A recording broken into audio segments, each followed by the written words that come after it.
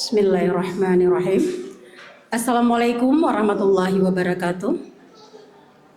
Alhamdulillahirabbil alamin wassalatu wassalamu ala asrafil anbiya'i wal mursalin wa ala alihi wa sahbihi ajmain. Puji dan syukur kita panjatkan kehadirat Allah Subhanahu wa taala. Selawat beserta salam kita haturkan ke pangkuan alam Nabi besar Muhammad sallallahu alaihi wasallam. Bapak dan Ibu yang kami hormati, selamat datang di Rumah Sakit Ibu dan Anak. Kami doakan mudah-mudahan yang sedang sakit, sedang kurang sehat, segera diangkat penyakitnya oleh Allah Subhanahu wa taala. Amin ya rabbal alamin.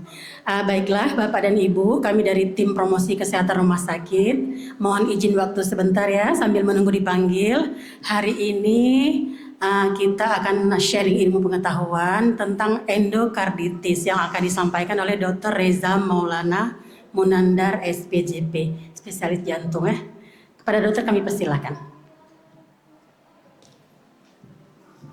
Assalamualaikum warahmatullahi wabarakatuh. Alhamdulillahirabbil alamin. Shalatu wassalamu ala asrofil anbiya'i wal mursalin wa ala alihi washabihi rasulullah ajmain. Alhamdulillah, hari ini kita diberi kesempatan untuk bertemu di sini, berbagi sedikit ilmu. Saya Dr. Reza, dokter jantung yang bertugas di Rumah Sakit Ibu dan Anak Aceh. Pada kesempatan hari ini saya diminta untuk membagikan sedikit mengenai endokarditis. Nah, ini sebenarnya agak sulit dan rumit, tapi ya nggak apa-apa lah karena permintaan itu. Apa itu endokarditis? Kita lihat, endokarditis itu kalau secara bahasa kita dibagi dari 3 kata. Pertama endo, kard atau core, itu artinya jantung, kemudian itis yang biasa kita sebut sebagai peradangan. Jadi itulah ada suatu pertumbuhan atau vegetasi atau pertumbuhan yang tidak abnormal pada lapisan di dalam jantung. Endokardium itu adalah lapisan di dalam jantung. Kalau kita lihat gambar yang di sudut kiri bawah ini, jantung itu dia kalau diambil sedikit terus dibelah, nah itu bisa kelihatan ada lapisan-lapisannya. Lapisan di dalam jantung itu yang bersinggungan langsung dengan darah disebut sebagai endokardium. Kemudian otot jantung itu kita disebut sebagai miokardium. Kemudian lapisan terjantung yang di luar itu disebut sebagai epikardium. Di luarnya lagi ada pembungkus, ada selaput pembungkus jantung namanya perikardium. Nah, endokarditis itu adalah suatu penyakit yang mengenai lapisan terdalam dari jantung. Nah, itu bisa di mana saja, bisa di dindingnya jantung, bisa di katup jantung termasuk di dalamnya, kemudian bisa juga di pembuluh darah yang keluar dari jantung. Itu ada 2 pembuluh darah besar yang keluar dari jantung yang kita sebut sebagai aorta dan juga arteri pulmonalis. Itu bisa juga menempel di kedua pembuluh darah itu yang masih dekat dengan jantung. Gitu. Kemudian endokarditis itu biasa disebut sebagai 2. Ada yang endokarditis infektif dan ada yang non-infektif. Bedanya apa? Endokarditis infektif itu disebabkan oleh adanya infeksi yang mengenai langsung di jaringan jantung. Sedangkan yang non-infektif itu mungkin terjadi suatu peradangan, tapi penyebabnya macam-macam. Mulai dari stres mekanik, mungkin reaksi imunologi pada pasien-pasien seperti lupus yang dengan gangguan autoimun, kemudian adanya turbulensi aliran darah yang baik disebabkan oleh gangguan katup jantung maupun penyakit jantung bawaan. Kemudian ada juga keadaan hiperkoagulasi, itu ada gangguan pembekuan darah, mungkin darahnya terlalu gampang mengental, atau mungkin malah terlalu encer. Kemudian pada pasien-pasien dengan keganasan atau pada pasien-pasien dengan kanker juga bisa. Nah, kalau biasanya secara umum kalau kita ngomong tentang endokarditis, pasti yang dianggap itu adalah endokarditis yang infektif. Karena endokarditis yang non-infektif ini jarang kita ketemunya. Gitu. Pasti yang paling sering ketemu itu adalah penyebabnya disebabkan oleh adanya infeksi kuman yang terjadi langsung pada jaringan di jantung. Kalau karena sebab-sebab yang ini lebih jarang kita temui dan mencarinya juga lebih sulit. Nah, apa kuman-kuman yang menyebabkan ini? Ada paling banyak kuman Staphylococcus, ada juga kuman Streptococcus, Enterococcus, kuman gram negatif, kemudian infeksi jamur juga bisa. Ini kalau kita lihat pada diagram yang digambar di tengah-tengah ini, nah ini kan adalah jantung. Ini yang 2 yang putih yang bengkok ini adalah katup jantung. Kalau di sini ini namanya katup aorta. Kemudian lihat yang hijau ini, nah inilah yang pertumbuhan tidak abnormal yang muncul di katup jantung. Nah, itulah endokarditis. Jadi adanya pertumbuhan tidak normal ini, baik di katup jantung atau bisa juga di dinding jantung di sini, atau bisa juga mungkin di bagian pembuluh darah yang di sini. Nah itu tadi, kalau ini karena infeksi, isinya di dalam sini itu kuman semua. Banyak kuman yang tumbuh di dalam bagian yang hijau ini. Sedangkan kalau dia yang non infektif, mungkin dia tidak ditemukan kuman di dalam sini, tapi isinya bisa berupa gumpalan darah dan lain sebagainya. Nah, kemudian apa faktor predisposisi atau pasien-pasien mana yang terkena bisa tercetus endokarditis? Nah, ini kalau kita lihat tadi sudah disebutkan, yang pertama ada pasien-pasien yang dengan kanker atau pasien-pasien yang dengan gangguan pembekuan darah. Kemudian pasien-pasien yang sistem imunnya lemah, yaitu pasien mungkin bayi prematur, pasien dengan sindrom Down dan lain sebagainya, pasien yang dengan perawatan lama di ruang ICU, pasien yang menggunakan kateter atau menggunakan infus, tapi bukan infus yang biasa ya, infus yang lebih besar. Infus yang lebih besar yang biasanya dipasangnya di bahu atau di leher atau di paha. Kalau infus yang di tangan itu sih resikonya nggak terlalu besar. Kecuali mungkin pada bayi. Kalau orang dewasa sih jarang kita ketemu, cuman karena gara infus yang di tangan terus sampai infeksi di jantung, hampir nggak pernah sih. Kecuali infus yang besar yang dipasang itu yang biasa kita sebut sebagai infus sentral atau central venous catheter. Itu dipasangnya di pasien-pasien yang masuk ICU. Ya, itu kalau infus yang di tangan itu sudah terlalu kecil dan obat-obatan yang mau kita masukkan banyak, atau obat-obatan yang mau kita masukkan itu keras. Kalau cuma pakai infus yang kecil nanti sebentar dimasukin pasti bengkak dan pecah. Jadi kita harus ganti yang besar. Itu kan biasanya kita pasang ada yang di leher, ada yang di bahu di sini, ada juga yang di paha. Nah, itu tergantung dokternya yang masang. Kemudian pasien-pasien yang pernah mengalami operasi jantung ataupun operasi perbaikan pada penyakit jantung bawaan. Kemudian pasien yang sudah diganti katupnya dengan katup buatan.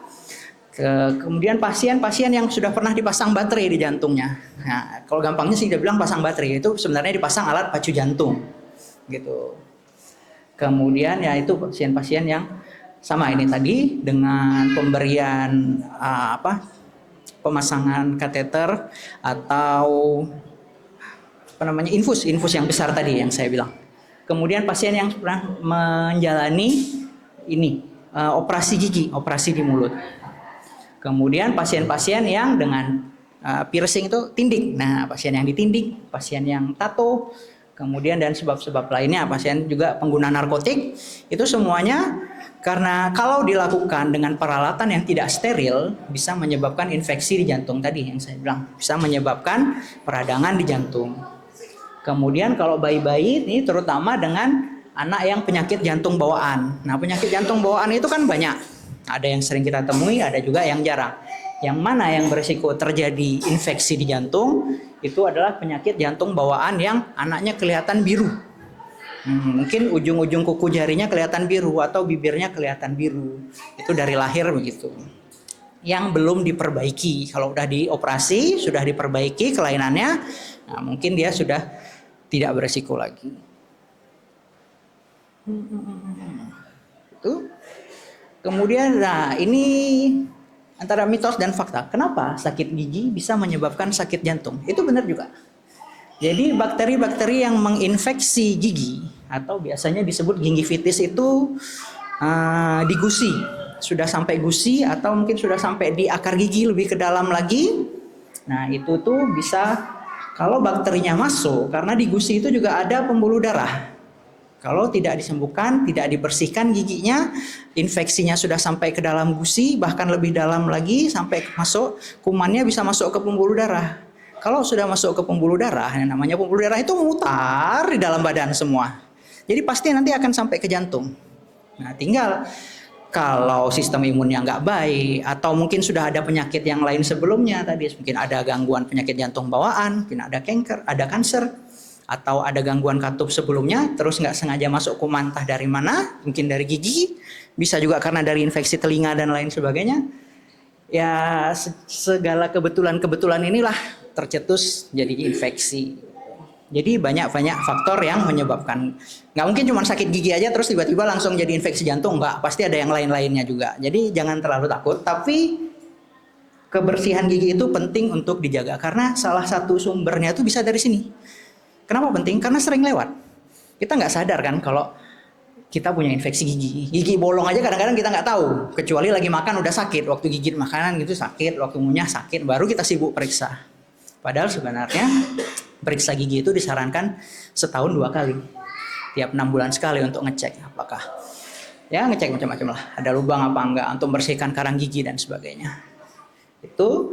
Nah, kemudian ya inilah penumpukan gumpalan kecil, yaitu gumpalan yang di jantung tadi. Kalau nggak sengaja lepas, wah bisa bikin stroke. Kalau nggak sengaja lepas, gumpalan kecil yang tadi itu yang menempel di jantung nggak sengaja lepas, ikut aliran pembuluh darah nyampe ke kepala, wah tiba-tiba stroke itu bisa. Kemudian, nah kebiasaan merokok juga dapat meningkatkan risiko sakit gigi. Kenapa? Merokok itu bukan hanya nikotinnya, tapi banyak zat-zat kimia yang lain di dalamnya, termasuk uap panasnya itu, dia akan merusak jaringan-jaringan di sekitar gigi. Nah, jaringan-jaringan di sekitar gigi, termasuk dan gusi itu tadi, mungkin terbentuk plak. Itu kalau kena infeksi, bikin penyembuhannya lama dan gampang terkena infeksi. Balik lagi ke yang tadi, infeksi di gigi itu kadang-kadang kita nggak terasa. Jadi taunya udah telat, udah macam-macam lah kayak gitu. Jadi itulah pentingnya menjaga kebersihan gigi. Rutin cek paling nggak setahun 2 kali. Kalau tidak ada keluhan apa-apa, cek aja setahun atau 6 bulan sekali. Gitu. Nah kemudian pasien bagaimana? Apa sih kriteria pasien dengan infektif endokarditis? Nah kemudian yang paling gampang itu nanti kita cari diambil darah, kita periksa lewat darah. Kan tadi disebabkan oleh kuman. Kumannya A, B, C, D yang banyak-banyak tadi itu. Itu tahunya dari mana? Kita ambil dari darah. Nanti dari darah itu diperiksa ada kuman apa enggak. Kalau ada kumannya apa. Nah kadang-kadang pengambilan darahnya ini bisa beberapa kali.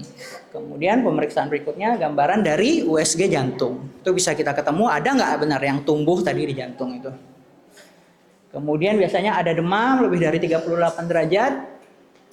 Ada fenomena imunologis, ada Osler node atau Roth spot, nanti kita tunjukkan gambarnya. Kemudian ada pertumbuhan kuman tapi bukan kuman-kuman yang tadi. Kemudian ada embolik. Fenomena embolik ini adalah fenomena apa ya? Kalau gampangnya saya bilang sumbatan, kayak tadi stroke, serangan jantung, atau mungkin sumbatannya di paru-paru ya bisa, atau sumbatannya di kaki bisa. Karena saya bilang tadi pembuluh darah di dalam badan itu pada dasarnya semuanya nyambung.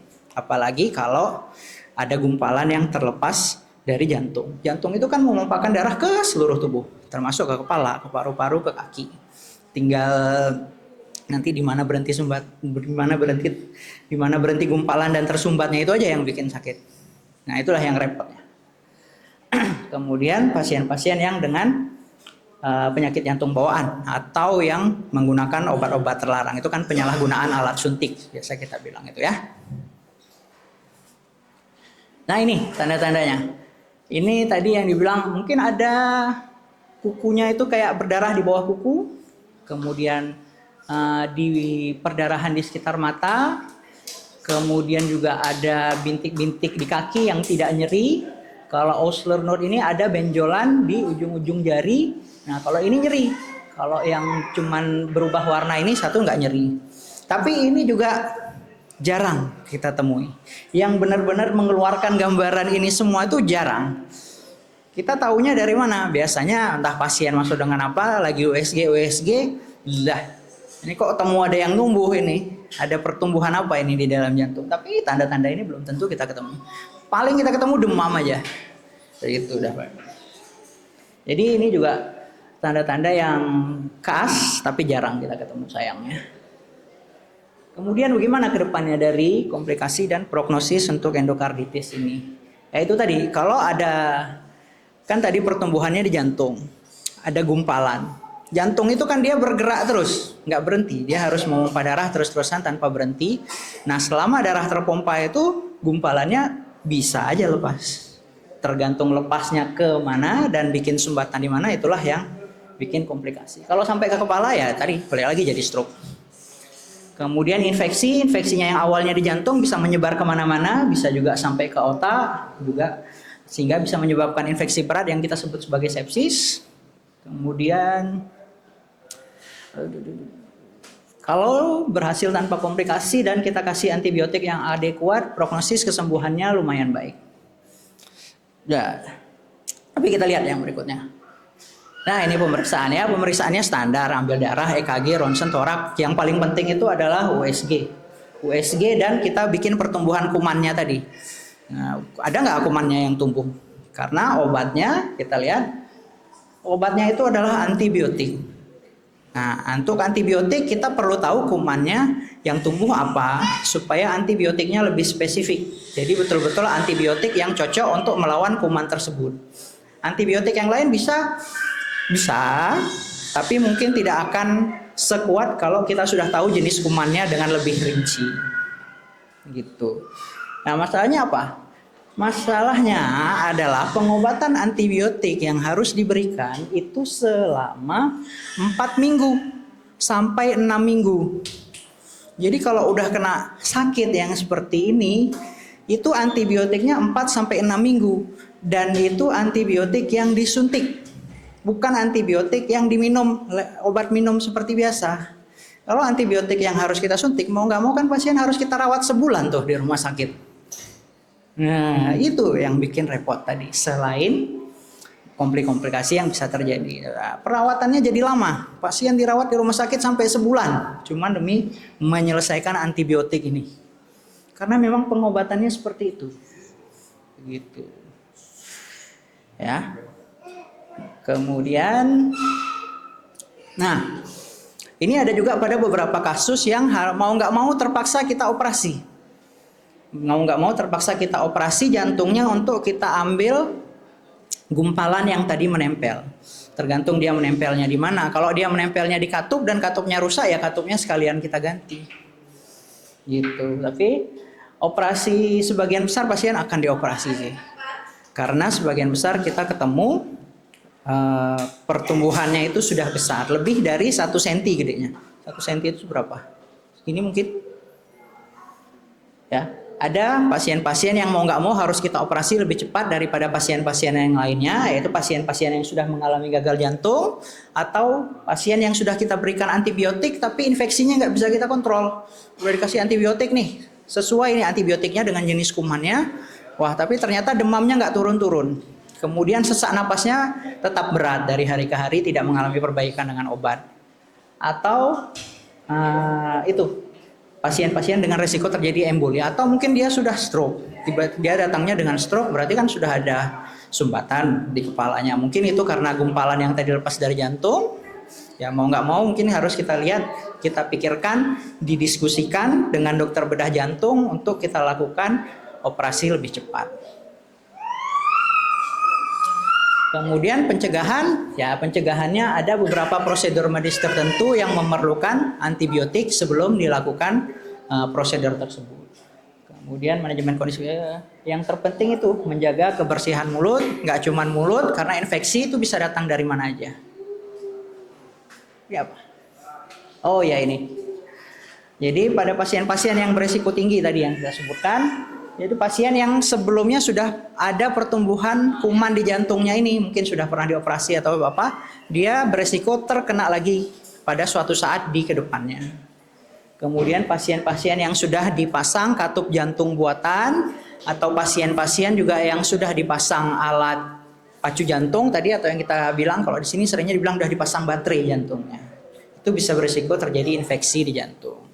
Kemudian juga pasien-pasien dengan penyakit jantung bawaan yang diperbaiki dengan apa ya saya bilangnya? Ada yang dipasang kayak payung, ada yang dipasang semacam lapisan itu untuk menambal jantungnya yang bocor. Nah, itu juga paling nggak dalam 6 bulan pertama mungkin masih bisa terjadi infeksi ini. Kalau 6 bulan pertama itu resikonya tinggi untuk terjadi infeksi. Kemudian nah itu tadi penyakit jantung bawaan yang anaknya kelihatan biru, seperti misalnya tetralogi ovalon. Tapi kalau cuma VSD, ASD, PDA lebih kecil kemungkinannya.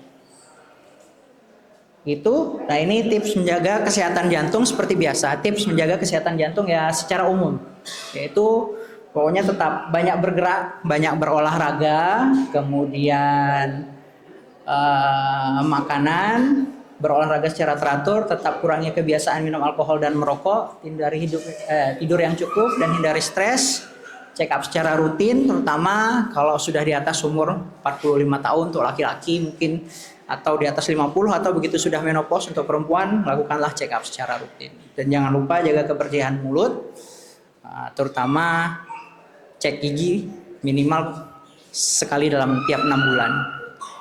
Ya. Itu, terima kasih. Assalamualaikum warahmatullahi wabarakatuh.